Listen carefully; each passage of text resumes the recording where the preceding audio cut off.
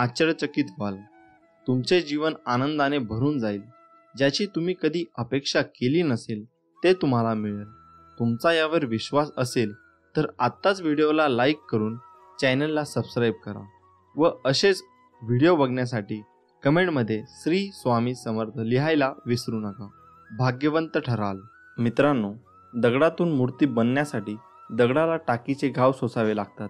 तसेच आपल्यातील मानवी मूर्ती बनण्यासाठी आपल्यालाही परिस्थितीचे घाव सोसावे लागतात. श्री स्वामी समर्थ. तुमची खरीखुरी श्रद्धा योग्य ठिकाणी असेल तर पाषाणलाही देवत्व येते. खूप अडचणी आहेत जीवनात, परंतु त्यांना समोर जाण्याची शक्ती फक्त स्वामींमुळे येते. गरिबाला केलेले दान आणि सद्गुरू स्वामींचे मुखात घेतलेले नाव कधी वाया जात नाही. भिवू नकोस, मी तुझ्या पाठीशी आहे. जो असे कारण सर्व सृष्टीसी, अकारणे जो लावी भक्तीसी, भुलवी मनांच्या दंभ युक्तीशी, असा अविनाशी स्वामी माझा. जीवनाच्या बँकेत पुण्याचा बॅलेन्स पुरेसा असेल तर सुखाचा चेक कधीच बाउन्स होणार नाही. श्री स्वामी समर्थ.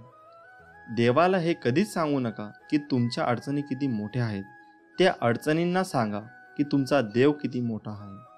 ज्यावेळी तू जाशील काळोखात त्यावेळी तुझी सावलीही सोडेल साथ. तू घाबरू नकोस, स्वामीच पकडतील तुझा हात. ब्रह्मांड नायक. जाणीव ठेव शुद्ध मनासी, काय व्यर्थ बरळतो. कशाशी असो भूक त्यासी, तू पुढे काय ठेवितो. जाणले समर्था तुम्ही माझ्या मनीचे भाव, म्हणूनच ओठावर असते केवळ स्वामी समर्थांचे नाव.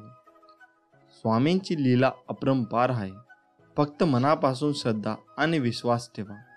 बंद केले नयन माझे, चित्त रूप बघुनी तुझे. स्वामी तिन्ही जगाचा तू, माय बाप हाय या जनाचा. विश्वास ठेव, जिथे संपते मर्यादा तुझी तिथून साथ देतो मी तुझी. आयुष्यात तुम्ही कितीही आनंदी आहात हे महत्त्वाचे नाही, तुमच्यामुळे किती जण आनंदी आहेत याला जास्त महत्त्व आहे. श्री स्वामी समर्थ. उगाची भीतोसी भय हे पळू दे, जवळी उभी स्वामी शक्ती कळू दे. जगी जन्म मृत्यू असे खेळ ज्याचा, नको घाबरू तू असे बाळ त्याचा. यशस्वी होण्याचा एक उत्तम पर्याय आहे. दुसऱ्याचं भलं झालेलं पाहण्याची ताकद आपल्या मनात असली पाहिजे. नको होऊ उदास, मी हायच तुझ्या आसपास. डोळे बंद करून कर आठवण बघ मी, हाय तुझा विश्वास. श्री स्वामी समर्थ. येणाऱ्या संकटावर मात कशी करता येईल याचा एवढा विचार करा की संकटालाही येण्याआधी विचार करावा लागेल. तू कोणाला फसवू नकोस, मी आहे तुझ्या पाठीशी. तुझी फसवणूक होऊ देणार नाही. साधं सोपं जगावं, दिलखुश हसावं, न लाजता रडावं, राग आला तर चिडावं, पण झालं गेलं तिथल्या तिथेच सोडावं.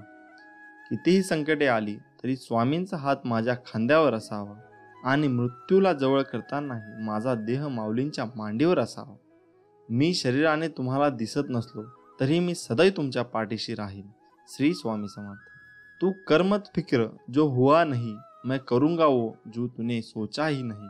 ऐहिक जीवनाचे नश्वर स्वरूप जाणावे, निष्काम कर्म करावे. मोठा अधिकार संपत्ती यांचा चिरकाल भरवसा मानू नये. श्री स्वामी समर्थ. जय जय रघुवीर समर्थ. संकट तुमच्यातली शक्ती आणि जिद्द पाहण्यासाठीच येत असतात. आपल्या इच्छा पूर्ण होणारच हा विश्वास ठेवा आणि स्वामींवर निशंक सोपवा. कर्म करता राहा, फळ मिळणारच. सूर्य बोलत नाही, त्याचा प्रकाशच त्याचा परिचय देतो. त्याचप्रमाणे तुम्ही तुमच्याबद्दल काही बोलू नका. उत्तम कर्म करा, लोकांचं तुमचा परिचय देतील. तुमच्यामुळे सुखात आहे कारण तुमचे नाव मुखात आहे. श्री स्वामी समर्थ. अडचणी आयुष्यात नव्हे तर मनात असतात. ज्या दिवशी मनावर विजय मिळवाल त्या दिवशी आपोआप मार्ग निघेल. संकटांना कधी कंटाळायचं नसतं, त्यांना समोर जायचं असतं. तू कर्म करत जा, फळाची अपेक्षा न करता. अरे, कर्म करणे हे तुझे कर्तव्य आहे आणि तुझ्या कर्माला योग्य फळ देणे ही माझी जबाबदारी आहे. श्री स्वामी समर्थ. माझ्या नामावर प्रेम करणे म्हणजे माझ्यावर प्रेम करणे होय. भूतकाळाचा दुःख नसावा, वर्तमान काळाचा अहंकार नसावा आणि भविष्यकाळाचा मोह नसावा. जर माझे नाव तुझ्या ओठाशी आहे तर घाबरतो कशाला, मी सदैव तुझ्या पाठीशी आहे. जो नुसता नामात राहीन त्याला मी अखेरपर्यंत सांभाळेन. ध्येय साध्य करणे कितीही कठीण असो, पण जर आत्मविश्वास असेल तर अशक्य असे काहीच नाही.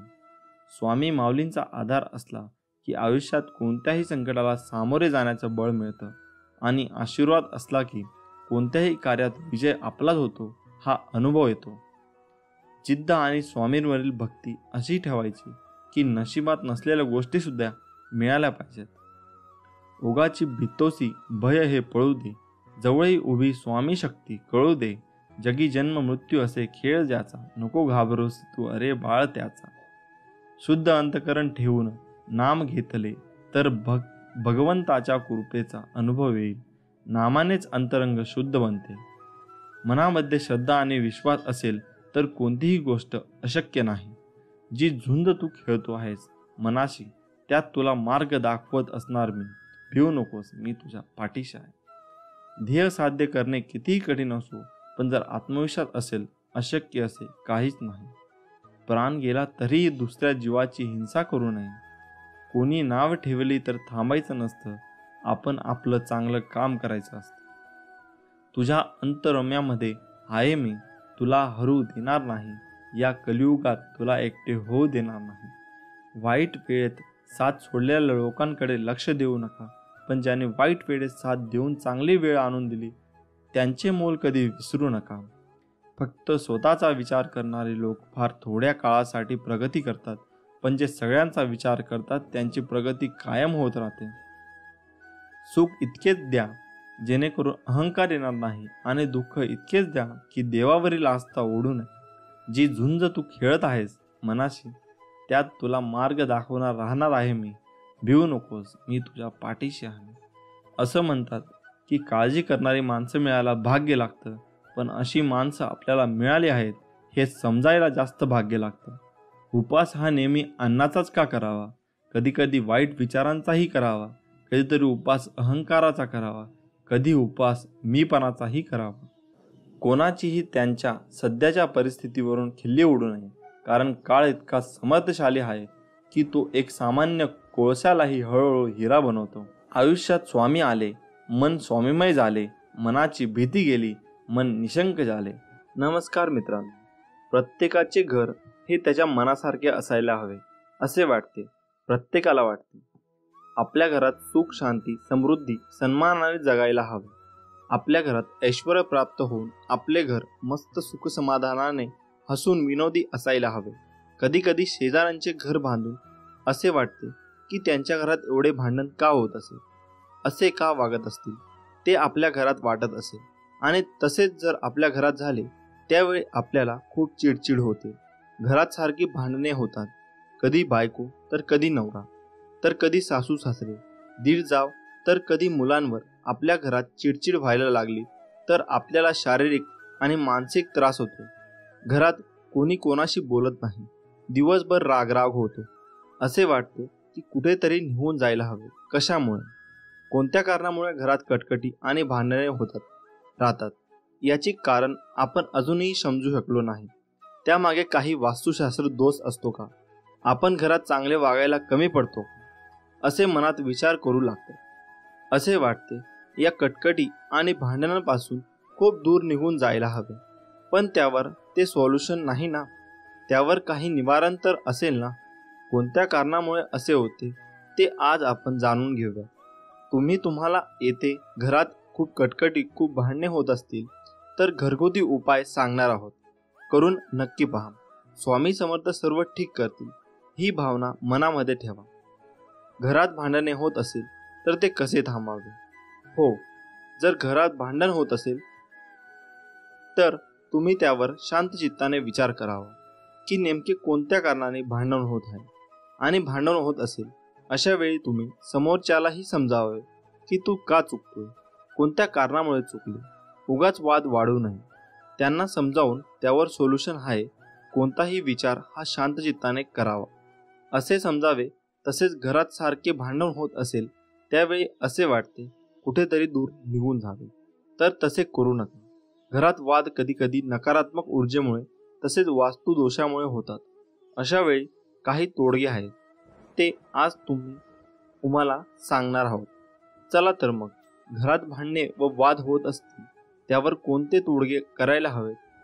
पहिला, घरात घंटानाद करावा.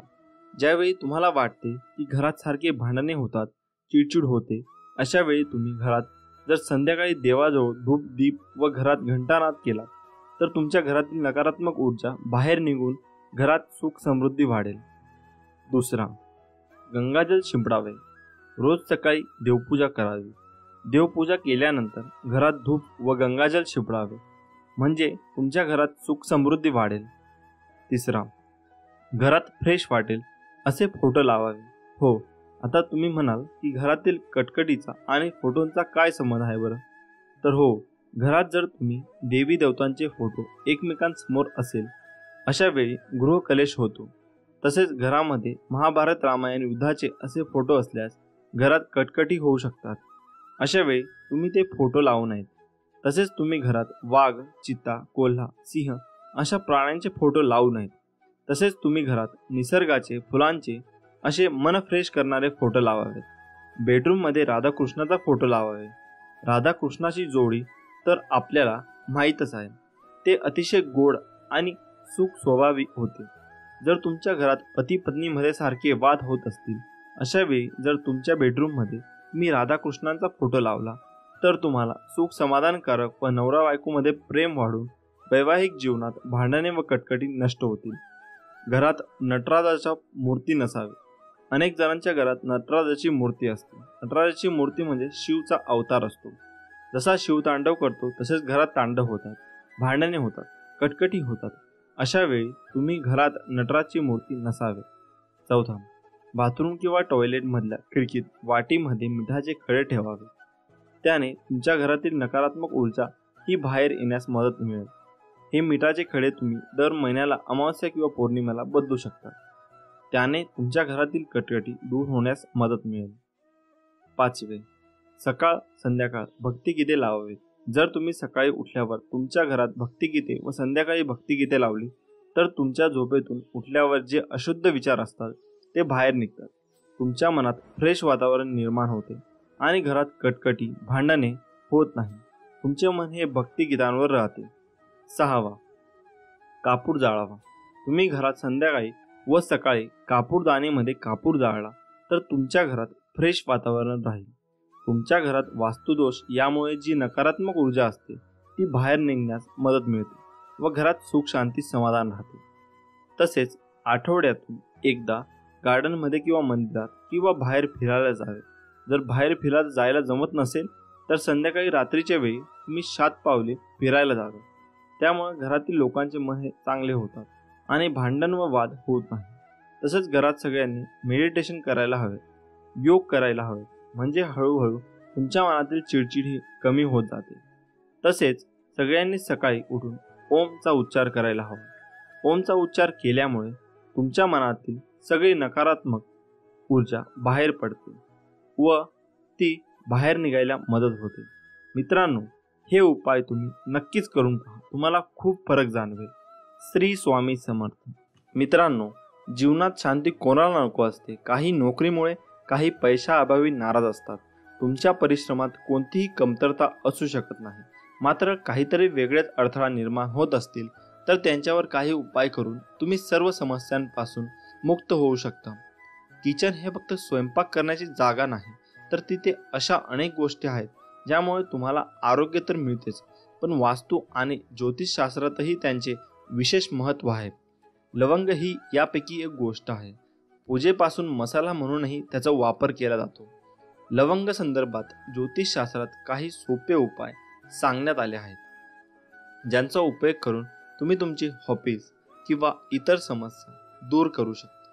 ह्या उपायांमुळे घरात सुख समृद्धीही येते. लवंगासह कापूर जाळणे देखील खूप शुभ मानले जाते. दोन्ही एकत्र जाळल्याने घरात सुख शांती येते. नकारात्मक ऊर्जा तुमच्या घराचा पत्ताही विसरते. आता जाणून घ्या कापूर आणि लवंगाचे सोपे उपाय. 1. विरोधकांना अशा प्रकारे मात द्या.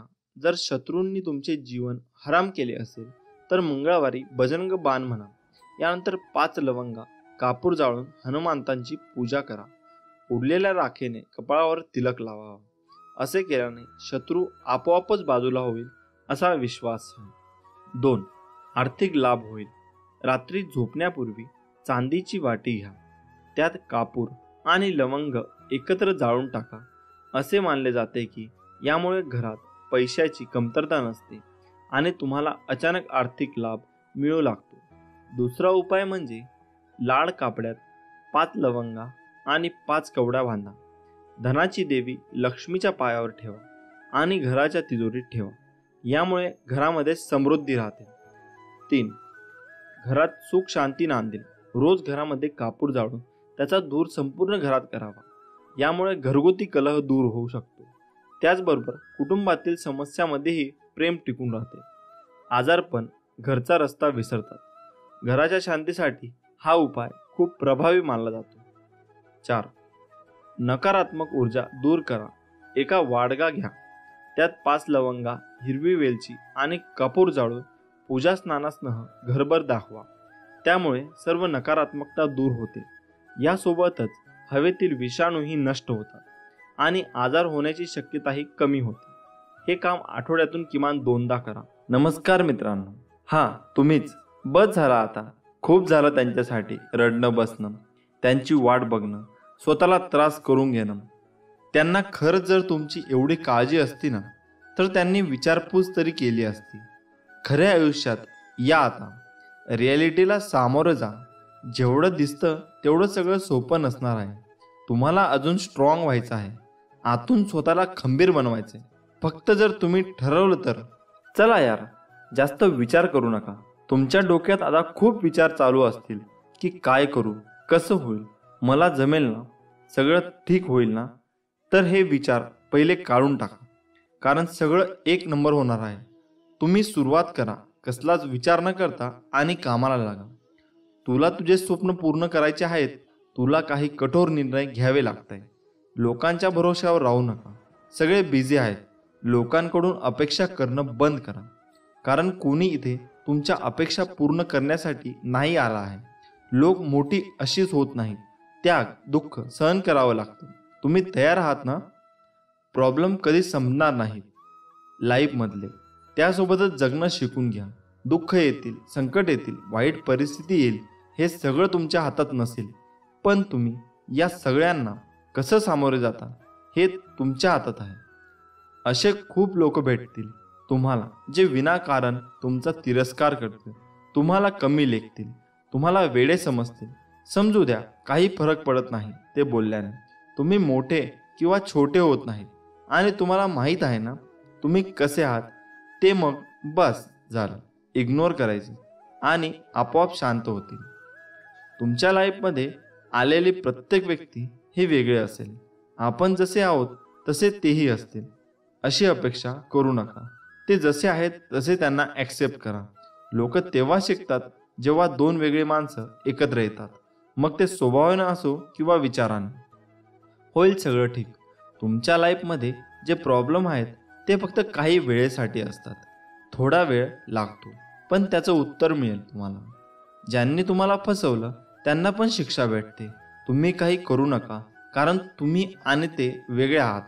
टेन्शन घेणं सोडा रे. आयुष्य असं पटकन डोळ्यासमोरून निघून जातं, कळत सुद्धा नाही. जे आहे त्यात आनंदी राहा. पैसे कमवा, खूप कमवा, पण जे काही आहे ते स्वतःच्या जीवावर कमवा आणि फक्त कोणाला फसवू नका. मागचा वर्ष संपला आहे. जे काही असेल ते मागेच ठेवून पुढे चला. तुम्ही तुमच्या जीवनात खूप संघर्ष करत आहात आणि एक चमत्कार शोधत आहात.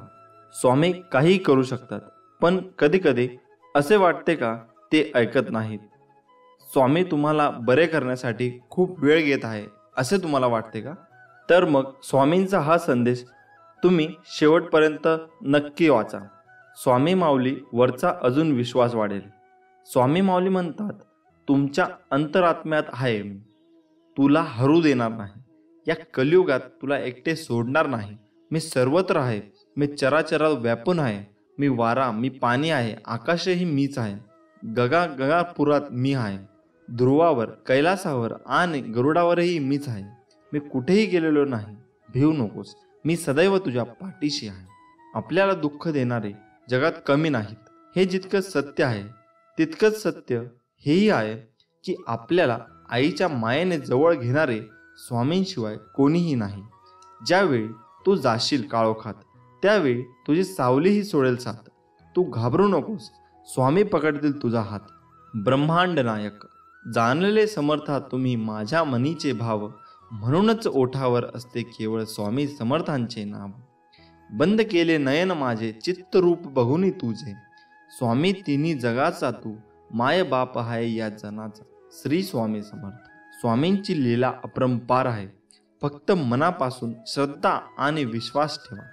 आयुष्यात तुम्ही कितीही आनंद आहात हे महत्त्वाचे नाही, तुमच्यामुळे किती जण आनंदी आहेत याला जास्त महत्त्व आहे. नको होऊस उदास, मी आहेच तुझ्या आसपास. डोळे बंद करून कर आठवण, बघ मी आहे तुझा विश्वास. कितीही संकटे आली तरी स्वामींचा हात माझ्या खांद्यावर असावा, आणि मृत्यूला जवळ करतानाही माझा देह माऊलींच्या मांडीवर विसावा. मी शरीराने तुम्हाला दिसत नसलो तरीही मी सदैव तुमच्या पाठीशी राहीन. आपली इच्छा पूर्ण होणारच हा विश्वास ठेवा आणि स्वामींवर निशंक सोपवा. कर्म करत राहा, फळ मिळणारच. सूर्य बोलत नाही, त्याचा प्रकाशच त्याचा परिचय देतो. त्याचप्रमाणे तुम्ही तुमच्याबद्दल काही बोलू नका. उत्तम कर्म करत राहा, लोकांचं तुमचा परिचय देतील. तुमच्यामुळे सुखात आहे कारण तुमचे नाव मुखात आहे. श्री स्वामी समर्थ. भूतकाळात दुःख नसावं, वर्तमान काळाचा अहंकार नसावा आणि भविष्य काळाचा मोह नसावा. ध्येय साध्य करणे कितीही कठीण असो, पण जर आत्मविश्वास असेल तर अशक्य असे काहीच नाही. स्वामी माऊलींचा आधार असला की आयुष्यात कोणत्याही संकटाला सामोरे जाण्याचं बळ मिळतं, आणि आशीर्वाद असला की कोणत्याही कार्यात विजय आपलाच होतो हा अनुभव येतो. जिद्द आणि स्वामींवरील भक्ती अशी ठेवायची की नशिबात नसलेल्या गोष्टी सुद्धा मिळाल्या पाहिजेत. आयुष्यात स्वामी आले, मन स्वामीमय झाले. मनाची भीती गेली, मन निशंक झाले. जिथं वासना संपली तिथे माझ्या भगवंताची कृपा झाली. कोण म्हणतं स्वामी दिसत नाही? स्वामी तर तेव्हा दिसतात जेव्हा कोणीच दिसत नाही. श्री स्वामी समर्थ. जय जय स्वामी समर्थ. कधी कधी तुम्ही खूप मेहनत कराल, जीव तोडून काम कराल, पण त्याचं फळ मिळणार नाही. म्हणून सगळं सोडून नाही द्यायचं, कारण त्यांचा फक्त एक पाऊल पुढे कदाचित त्याचं उत्तर किंवा यश लपलेलं असतं. जीवनात सगळ्याच गोष्टी वाईट घडत असतील, एकही गोष्ट आपल्याला पाहिजे तशी होत नसेल तर रडत नाही बसायचं. कदाचित तुमच्या काम करण्याची पद्धत चुकीची असू शकते, फक्त तेव्हा एकच गोष्ट लक्षात ठेवा, जर बाकीचे करू शकतात तर मी का नाही. जेव्हा खूप लोक तुम्हाला फसवतील, धोका देतील, आपल्यासोबत वाईट वागतील, तेव्हा आपण स्वतःलाच कोसत बसू की नेहमी मीच का, माझ्यासोबत असं का होतं नेहमी, मीच एवढा अनलकी कसा आहे. तर तसं काही नसतं, फक्त ती वेळ तशी असते. तेव्हा थोडा वेळ द्या स्वतःला सावरायला. कोणी कुठे पळून जात नसतात, सगळे असतात आपल्यासोबत, जास्त करून आई बाबा. एक वेळ येते जेव्हा आपल्याला नाही कळत की आपण काय करतोय, आपल्याला काय करायचंय, आपण हे का करतोय, पण तेव्हा ते काम करत राहा, कारण तेच तुम्हाला नवीन संधी देत राहतील. किंवा ते करताना तुम्ही काहीतरी नवीन शोध लावू शकता जे तुम्हाला आवडतं.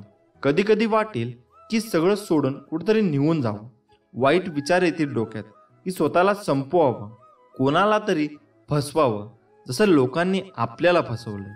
पण ते फक्त त्या सिच्युएशनवरती तुमची रिॲक्शन असते. म्हणूनच इमोशन्सला कधी आपल्या विरुद्ध वागू देऊ नका. किती काही झालं तरी कारण तुम्ही असला तर सगळं आहे. आज संघर्ष उद्याचे सामर्थ्य निर्माण करतो. विचार बदला, आयुष्य बदलेल. माणसाने समोर बघायचं की मागे, यावरचं पुढचं सुख दुःख अवलंबून असतं. जोपर्यंत आपण हरण्याचा विचार करत नाही तोपर्यंत आपल्याला कोणी हरू शकत नाही. हे एकदा मनाशी पक्के केले की आपण जिंकणार हे नक्कीच. या जगात कोणतीही गोष्ट ही कायम टिकणारी नाही. दुःखाचंही तसंच आहे. काही काळासाठी दुःख राहतं, आपण फक्त हिम्मत ठेवायला हवी. श्री स्वामी समर्थ.